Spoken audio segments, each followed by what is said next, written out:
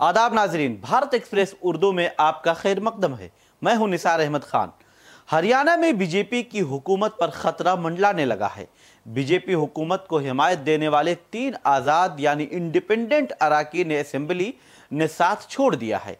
उनके साथ छोड़ने से हरियाणा की नायब सिंह सैनी हुकूमत अब अकलियत में आ गई है। 3 आज़ाद अरकान असेंबली अब कांग्रेस की हिमायत में आ गई हैं।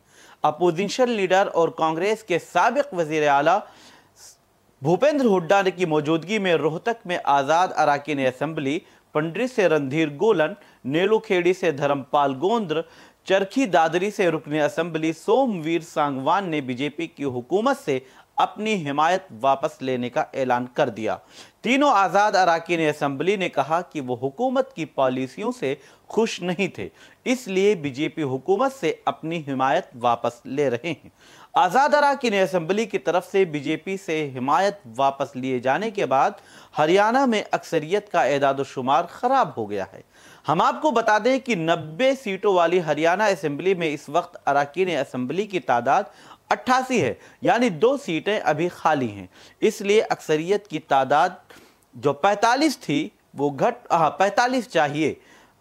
वैसे हरियाणा असेंबली में तादाद 46 होती है, लेकिन 2 अरकान असेंबली की तादाद कम होने की वजह से ये तादाद 45 रह जाती है। बीजेपी के पास 40 अरकान असेंबली हैं, जबकि 6 आज़ाद अरकान असेंबली की भी हिमायत हासिल थी। इनमें से 3 ने अब हिमायत वापस लेने का ऐलान कर दिया।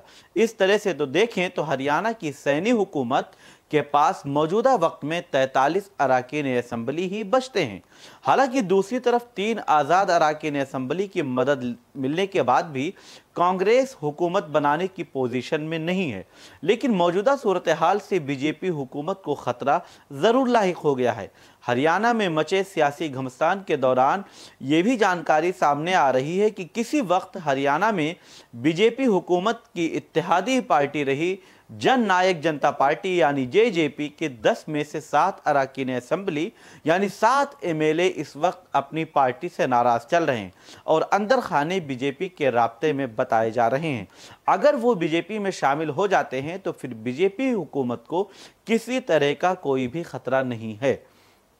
असेंबली में वोटिंग होने की सूरत में या तो वो क्रॉस वोटिंग करके बीजेपी को हिमायत दे सकते हैं, या फिर वोटिंग से गैर हाजिर होकर बीजेपी के लिए वोट ऑफ कॉन्फिडेंस या एतमाद का वोट हासिल करने के लिए ज़रूरी अरकान असेंबली की तादाद कम करने में मदद कर सकते हैं।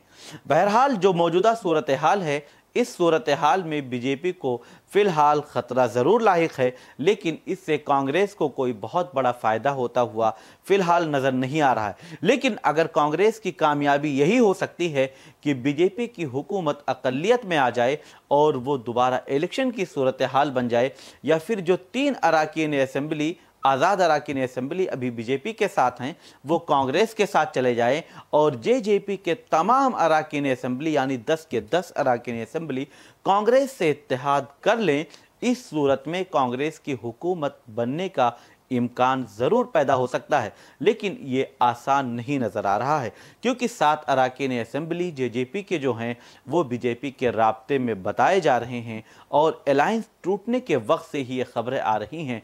ऐसी सूरत में बीजेपी सरकार अभी फ़िलहाल किसी तरह का कोई ख़तरा नहीं है, लेकिन अगर वो साथ नहीं आते हैं और जेजेपी के साथ रहते हैं तो फिर बीजेपी की हुकूमत अक़लियत में ज़रूर आ जाएगी। और कांग्रेस ने इसी के पेश नज़र बीजेपी पर पलटवार किया है और अक्सरियत साबित करने की बात कही है। साथ ही ये भी मुतालबा किया है कि बीजेपी अक़लियत में है, इसलिए फ़ौरन असेंबली इलेक्शन कराया जाए। हालांकि अभी जो आगे की सूरत हाल होंगी वो आप तक हम ज़रूर पहुँचाएँगे। अभी देखते रहिए भारत एक्सप्रेस उर्दू और मुझे दीजिए इजाज़त। हमारी वीडियो आपको पसंद आए तो लाइक कीजिए, शेयर कीजिए और सब्सक्राइब कीजिए। साथ ही कमेंट बॉक्स में आप अपनी राय भी ज़रूर दें। और हाँ, अगर फेसबुक पर आप वीडियो देख रहे हैं तो हमारे पेज को फॉलो करना ना भूलें।